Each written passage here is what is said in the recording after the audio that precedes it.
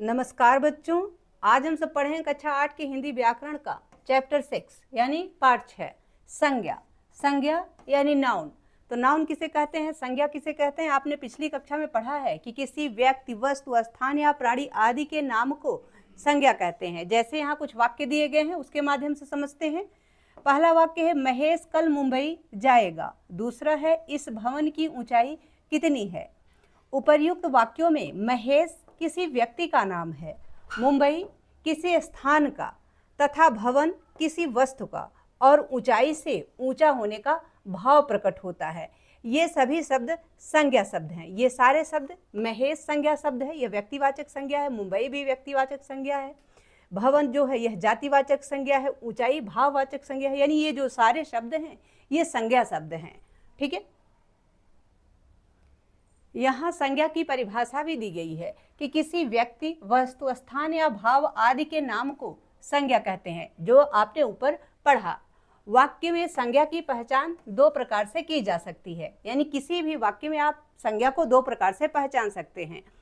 पहला, संज्ञा के बाद परसर्ग लगे होंगे, जैसे ने, को, से, के लिए, में, पर आदि। ये सारे परसर्ग जो है वो संज्ञा के बाद आ सकते हैं। जैसे महेश ने श्याम को लड़के के लिए चाकू से दिल्ली में या मेज पर, इस प्रकार के वाक्य से आप संज्ञा को पहचान सकते हैं। यानी परसर्ग से पहले वाला जो शब्द होगा वह क्या होगा, वह संज्ञा शब्द होगा। दूसरा है संज्ञा के पहले विशेषण का प्रयोग हो सकता है, जैसे छोटी मेज, अच्छा लड़का। परसर्ग या विशेषण के न होने पर भी किसी व्यक्ति, वस्तु, स्थान या भाव के नाम के कारण संज्ञा को पहचाना जा सकता है। यानी किसी का नाम हो जो आपको डेफिनेशन में पहले ही बताई गई है, उससे भी आप पहचान सकते हैं कि यह संज्ञा शब्द है। और अगर परसर्ग लगा है उसके बाद में, तब भी आप पहचान सकते हैं कि यह संज्ञा शब्द है। और अगर विशेषण का प्रयोग हुआ है तब भी आप समझ सकते हैं कि यह संज्ञा शब्द है। संज्ञा के कार्य यानी वर्क ऑफ नाउन। अब हम यह देख लेते हैं कि संज्ञा का कार्य क्या है, यानी संज्ञा के कौन कौन से कार्य हैं। संज्ञा पद वाक्य में विभिन्न रूपों में कार्य करता है। जैसे मोहन सो रहा है, यहाँ कर्ता के रूप में। वह दूध पी रहा है, यहाँ कर्म के रूप में। राजू विद्यार्थी है, पूरक के रूप में। उसने चाकू से सेब काटा, यहाँ करण के रूप में। यानी आपको पता है कि जब कर्ता होता है तो जो कार्य करने वाला होता है उसके लिए प्रयोग होता है। तो यहाँ मोहन सो रहा है तो यह कर्ता के रूप में यहाँ प्रयोग हुआ है। दूध पी रहा है, यानी पीने का कार्य क्या कर रहा है, वो दूध को पी रहा है, इसलिए यहाँ पे कर्म का प्रयोग हो गया। और राजू वह विद्यार्थी है तो यह पूरक शब्द हो गया, पूरक वाक्य हो गया। और उसने चाकू से सेब काटा, तो चाकू से या चाकू के द्वारा उसने सेब काटा, इसलिए करण के रूप में भी यहाँ पर संज्ञा का प्रयोग होता है। यानी संज्ञा के ये सारे कार्य हैं।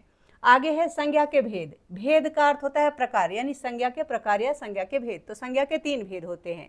पहला व्यक्तिवाचक संज्ञा, दूसरा जातिवाचक संज्ञा और तीसरा भाववाचक संज्ञा। ये मुख्य भेद होते हैं। दो अन्य भेद भी होते हैं जो हम आगे पढ़ने वाले हैं, द्रव्यवाचक और समुदायवाचक। ठीक है, ये दो अन्य भेद भी हैं। संज्ञा के भेद तो काइंड्स ऑफ नाउन। तो अब हम संज्ञा के भेद को एक एक करके पढ़ते हैं, यानी सारे जो इसके भेद हैं उनको हम एक एक करके अच्छे से पढ़ते हैं। पहला है व्यक्तिवाचक संज्ञा यानी प्रॉपर नाउन। जिस संज्ञा शब्द से किसी विशेष व्यक्ति, वस्तु या स्थान का बोध हो उसे व्यक्तिवाचक संज्ञा कहते हैं। इसका ध्यान रखिएगा कि किसी विशेष व्यक्ति, वस्तु या स्थान आदि के नाम का बोध हो उसे व्यक्तिवाचक संज्ञा कहते हैं। जैसे महात्मा गांधी, सचिन, कृष्ण, ये विशेष व्यक्ति हैं। दिल्ली, आगरा, कानपुर विशेष स्थान है। सूरसागर, रामचरितमानस, गीता इत्यादि ये विशेष ग्रंथ हैं।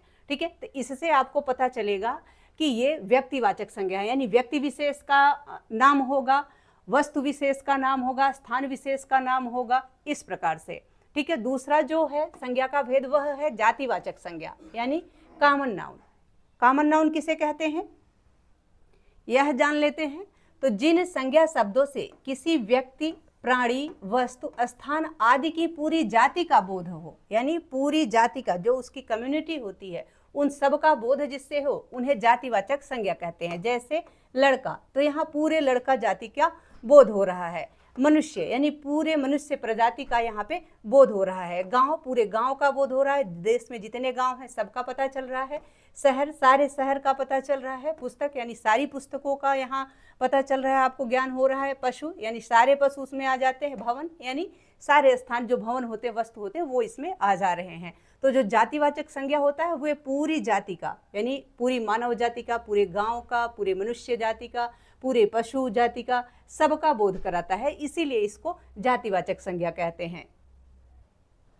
जैसे यदि आपने लड़का शब्द ले लिया तो लड़का सिर्फ राम के लिए ही नहीं है कि राम लड़का है, बल्कि राम, श्याम, रमेश, सुरेश, ये सारे जितने भी लड़के होते हैं सारे इसी प्रजाति के अंतर्गत आ जाते हैं, इसी जाति के अंतर्गत आ जाते हैं, लड़का जाति के अंतर्गत आ जाते हैं, इसीलिए इसे जातिवाचक संज्ञा कहते हैं या कॉमन नाउन कहते हैं। अगला जो तीसरा पार्ट है वह है भाववाचक संज्ञा यानी एब्स्ट्रैक्ट नाउन। तो भाववाचक संज्ञा किसे कहते हैं? जिन संज्ञा शब्दों से किसी भाव, गुण, अवस्था, दोष आदि का बोध होता है उन्हें भाववाचक संज्ञा कहते हैं।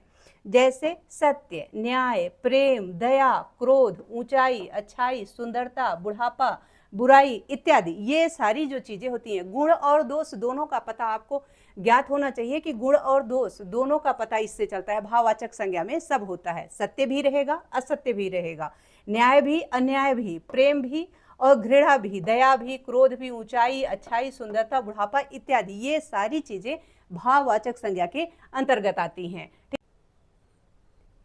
आगे कुछ विद्वान संज्ञा के दो अन्य भेद भी मानते हैं। पहला उसमें है द्रव्यवाचक संज्ञा यानी मैटेरियल नाउन।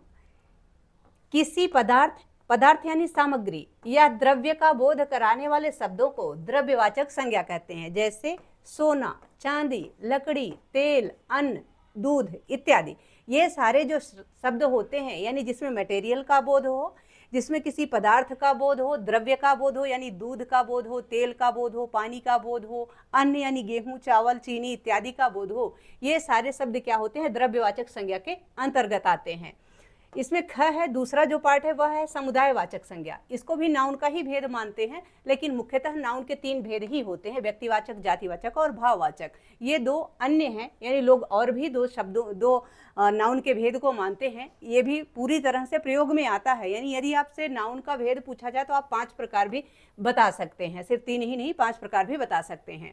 ठीक है। समुदायवाचक संज्ञा यानी कलेक्टिव नाउन, तो जो संज्ञा शब्द किसी समुदाय या समूह का बोध कराता है यानी समुदाय या समूह के बारे में बताता है, उसे समुदायवाचक संज्ञा कहते हैं। जैसे सेना, पुलिस, सभा आदि।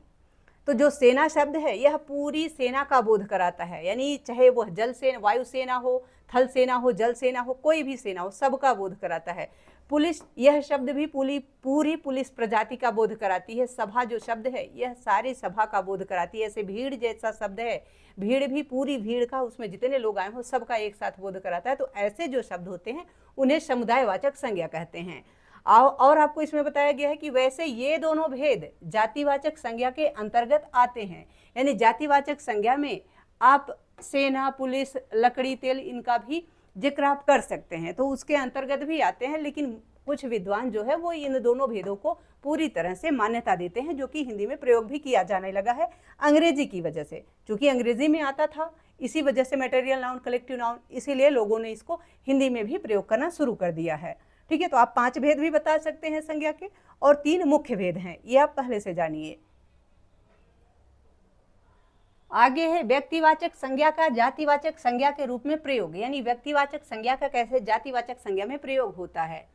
व्यक्तिवाचक संज्ञा अनेक बार जातिवाचक संज्ञा के रूप में प्रयुक्त होती है। जैसे देश को जयचंदों से बचाइए, आजकल हरिश्चंद्र भला कहाँ मिलेंगे, देश को नटवर लालों ने ही ठगा है।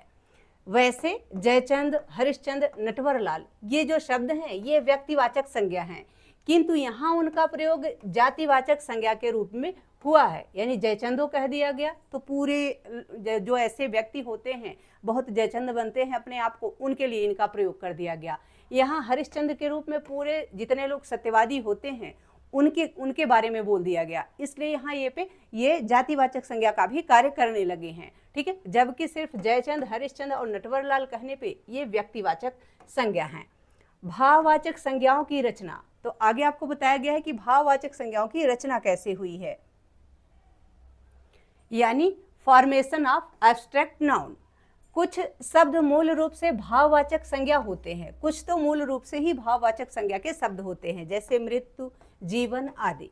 किंतु कुछ शब्दों में प्रत्यय जोड़कर भाववाचक संज्ञाएं बनाई जाती हैं, इन्हें व्युत्पन्न भाववाचक संज्ञाएं कहते हैं। यानी जिन संज्ञाओं में प्रत्यय लगा करके भाववाचक संज्ञा बनाई जाती है उन्हें व्युत्पन्न भाववाचक संज्ञा कहते हैं। ये भाववाचक संज्ञाएं इनसे बनाई जाती हैं, यानी नीचे जो बातें आपको दी गई हैं इनसे ये भाववाचक संज्ञाएं बनाई जाती हैं। पहला जातिवाचक संज्ञा से, दूसरा सर्वनाम से, तीसरा विशेषण से, चौथा क्रिया से और पांचवा अव्यय से। यानी इनके द्वारा भी भाववाचक संज्ञाएं बनाई जाती हैं, इन्हें व्युत्पन्न भाववाचक संज्ञाएं कहते हैं। उदाहरण देख लेते हैं यहाँ पे। जातिवाचक संज्ञा से, यानी जातिवाचक संज्ञा से किस प्रकार से भाववाचक संज्ञा बनती है।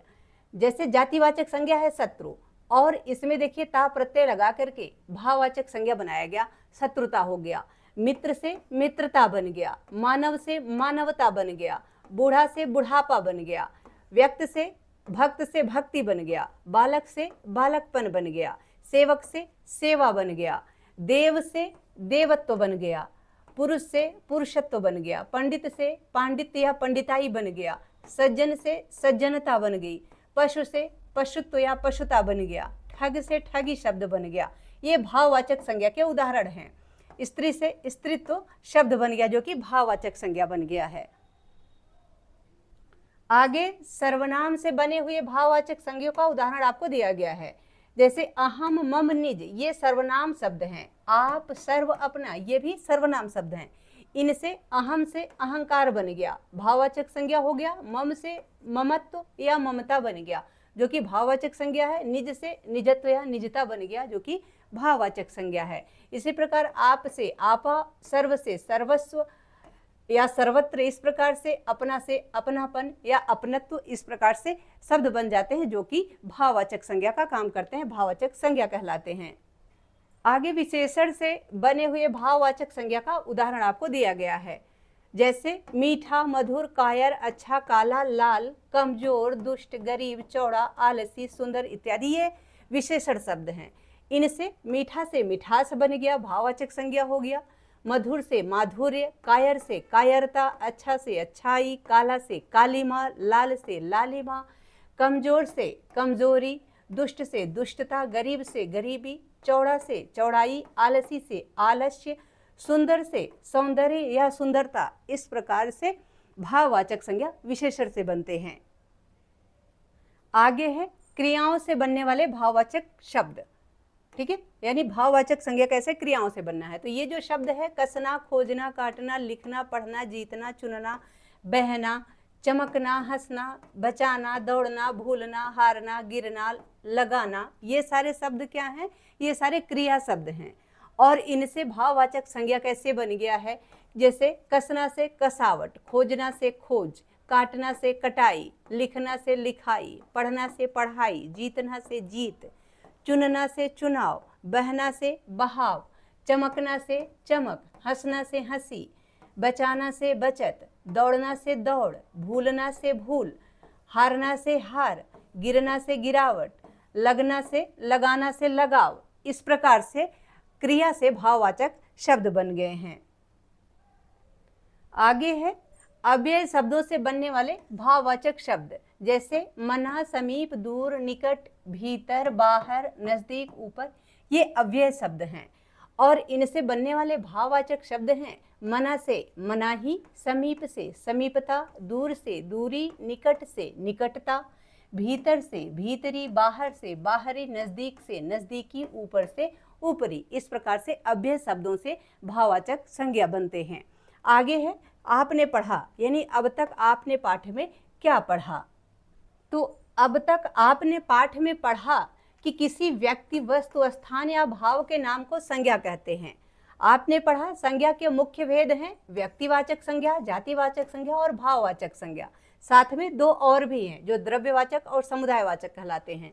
संज्ञा के दो अन्य भेद भी किए जाते हैं, द्रव्यवाचक और समुदायवाचक। आपने पढ़ा भाववाचक संज्ञाएं जातिवाचक संज्ञाओं से, सर्वनामों से, विशेषणों से, क्रियाओं से तथा अव्यय शब्दों से भी बनाई जाती हैं। तो ये सारी बातें आपने पाठ में पढ़ी हैं। आगे है अभ्यास यानी अभ्यास कार्य। तो अब हम अभ्यास कार्य करेंगे। अभ्यास बहुवैकल्पिक प्रश्न, सही विकल्प चुने। आपसे कहा गया है कि आप दिए गए प्रश्नों में से सही विकल्प को चुनिए। पहला है किसी व्यक्ति, वस्तु, स्थान या भाव आदि के नाम को क्या कहते हैं? तो इन सब के नाम को संज्ञा कहते हैं, इसलिए का ऑप्शन आपका सही है। दूसरा है संज्ञा के कितने भेद हैं? तो संज्ञा के मुख्यतः तो 3 भेद होते हैं, परंतु टोटल 5 भेद होते हैं, इसलिए घ ऑप्शन आपका सही है कि संज्ञा के 5 भेद होते हैं। आजकल 5 भेद माने गए हैं, इसलिए आपको 5 पे टिक करना है, लेकिन मुख्य रूप से संज्ञा के 3 भेद होते हैं। इसकी भी जानकारी आप रखिए, ठीक है। तीसरा प्रश्न है निम्नलिखित विकल्पों में से किस विकल्प में सभी शब्द जातिवाचक संज्ञाएं नहीं हैं? तो जो जातिवाचक संज्ञाएं सब में नहीं है वो यह है कि चोर, दानवता तथा बच्चा। तो ये सारे जो शब्द हैं ये जातिवाचक संज्ञा के अंतर्गत सारे के सारे नहीं आते हैं, ठीक है। आगे देखते हैं, क्योंकि इसमें जो दानवता शब्द है यह भाववाचक संज्ञा का उदाहरण है, ठीक है। आगे चौथा प्रश्न देखते हैं। चौथे प्रश्न में आपसे पूछा गया है कि निम्नलिखित विकल्पों में से किस विकल्प में सभी शब्द भाववाचक संज्ञाएं नहीं है? तो वह है ग ऑप्शन सही है आपका। सरलता, पक्का और मोर, इसमें से सारे भाववाचक संज्ञा शब्द नहीं है, यानी सरलता तो भाववाचक है, लेकिन पक्का तथा मेरा यह जो शब्द है यह भाववाचक संज्ञा नहीं है। आगे पांचवा प्रश्न है पुरुष शब्द कौन सी संज्ञा है? तो पुरुष शब्द जो है यह जातिवाचक संज्ञा का उदाहरण है, इसलिए ख ऑप्शन आपका सही है।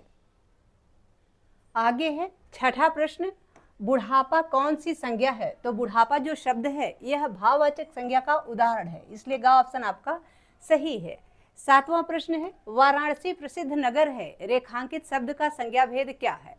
व्यक्तिवाचक, जातिवाचक, स्थानवाचक या समुदायवाचक?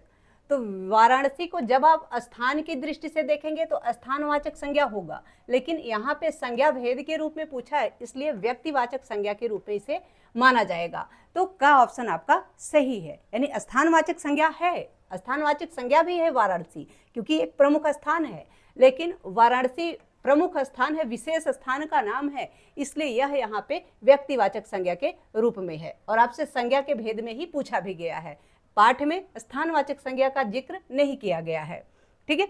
आठवां प्रश्न है सेना का संज्ञा भेद क्या है? तो सेना कौन सी संज्ञा का भेद है? तो समुदायवाचक संज्ञा का भेद है सेना शब्द, इसलिए ख ऑप्शन आपका सही है। नौवां प्रश्न है अहम शब्द की भाववाचक संज्ञा क्या होगी? तो अहम शब्द की जो भाववाचक संज्ञा होती है वह होती है अहंकार, इसलिए ख ऑप्शन आपका सही है। 10वां प्रश्न है चांदी का संज्ञा भेद क्या है? तो चांदी एक द्रव्य है, इसलिए इसका संज्ञा भेद द्रव्यवाचक संज्ञा होता है, ठीक है, यानी आपका घ ऑप्शन सही है। आगे है बोधात्मक प्रश्न, तो अब हम बोधात्मक प्रश्नों को हल करेंगे। बोधात्मक प्रश्न में सबसे पहले आपसे पहला प्रश्न में पूछा गया है कि संज्ञा से आप क्या समझते हैं, उदाहरण देकर समझाइए। तो इसका उत्तर इस प्रकार से है कि किसी व्यक्ति, वस्तु, स्थान या भाव आदि के नाम को संज्ञा कहते हैं, जैसे महल, ऊंचाई, मुंबई, भवन, महेश इत्यादि। तो महल यह भी संज्ञा शब्द है, ऊंचाई भाववाचक संज्ञा है, मुंबई भाववाचक संज्ञा, मुंबई यह आपका व्यक्तिवाचक संज्ञा है, महेश यह भी व्यक्तिवाचक संज्ञा है, ठीक है। यानी ये जो सारे शब्द होते हैं व्यक्ति, वस्तु, स्थान, प्राणी आदि का नाम, इसे ही संज्ञा कहते हैं। दूसरा प्रश्न है भाववाचक संज्ञा किसे कहते हैं, उदाहरण सहित समझाइए। तो जिन संज्ञा शब्दों से किसी भाव, गुण, अवस्था आदि का बोध होता है उन्हें भाववाचक संज्ञा कहते हैं, जैसे सत्य, न्याय, प्रेम, दया, क्रोध, ऊंचाई, अच्छाई, सुंदरता, बुढ़ापा आदि, ये सारे भाववाचक संज्ञा के उदाहरण हैं।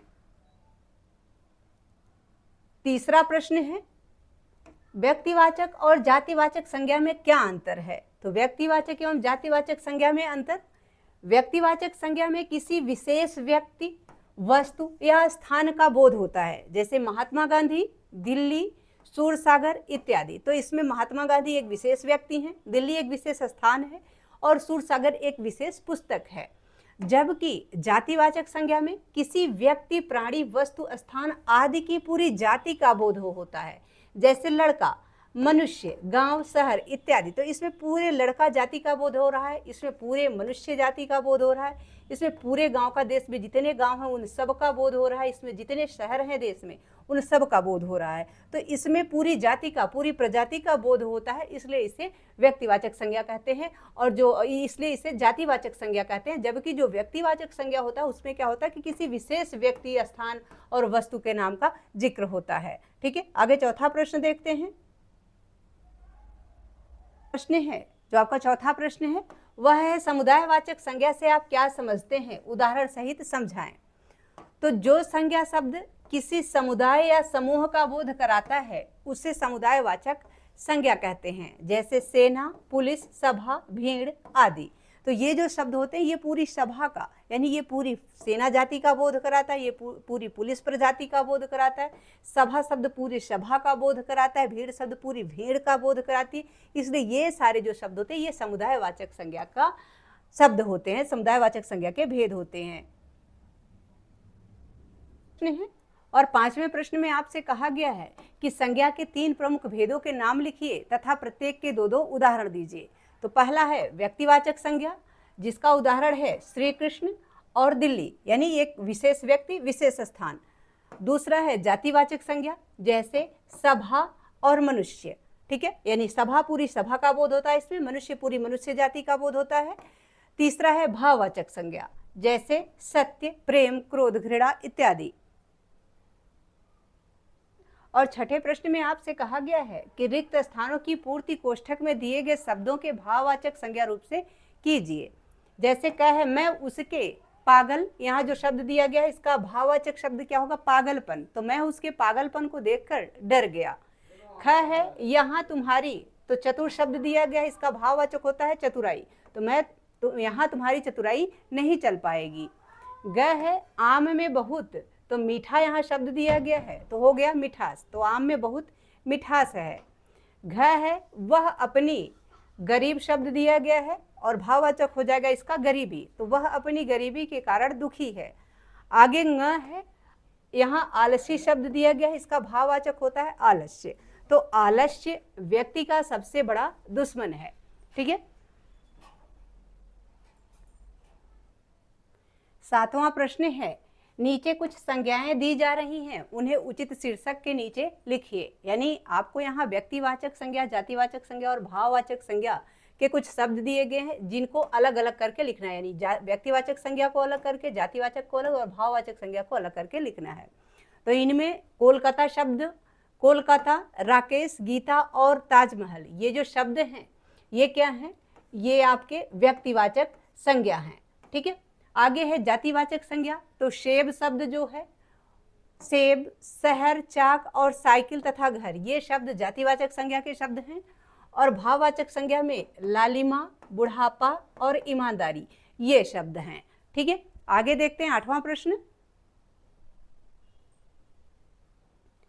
8वें प्रश्न में आपसे कहा गया है कि भाववाचक संज्ञा बनाओ। यानी जो शब्द आपको दिए गए हैं इनसे आपको भाववाचक संज्ञा बनानी है। हंसना का भाववाचक होता है हंसी, ऊंचा का ऊंचाई, कड़वा का कड़वाहट, बच्चा का बचपन, मानव का मानवता, देवता का देवत्व, ये भाववाचक संज्ञाएं होंगी। आगे 9वां प्रश्न है कि निम्नलिखित को वाक्यों में प्रयोग कीजिए। यानी जो निम्नलिखित शब्द आपको दिए गए इनको वाक्यों में प्रयोग करके लिखना है। उत्तर इसका, जैसे पुस्तक शब्द का वाक्य में प्रयोग होगा कि राम पुस्तक पढ़ रहा है। सज्जन शब्द का वाक्य प्रयोग है, रमेश एक सज्जन लड़का है। भक्त शब्द का वाक्य प्रयोग है, भक्त हमेशा अपने भगवान को प्रिय होता है। कमजोर शब्द का वाक्य प्रयोग है, किसी को कमजोर मत समझो। कायरता शब्द का वाक्य प्रयोग है कि कायरता कमजोरी की निशानी है। ठीक है, आशा है यह पाठ तथा इसका अभ्यास कार्य आप सबको बहुत अच्छे से समझ में आ गया होगा। यदि पाठ से संबंधित या वीडियो से संबंधित कोई सुझाव हो या आपकी कोई क्वेरी हो, प्लीज़ कमेंट बॉक्स में अवश्य लिखिएगा। वीडियो पसंद आए तो इसको लाइक करें, शेयर करें। चैनल पर नए हैं तो प्लीज़ इसे सब्सक्राइब अवश्य करें। बहुत बहुत धन्यवाद।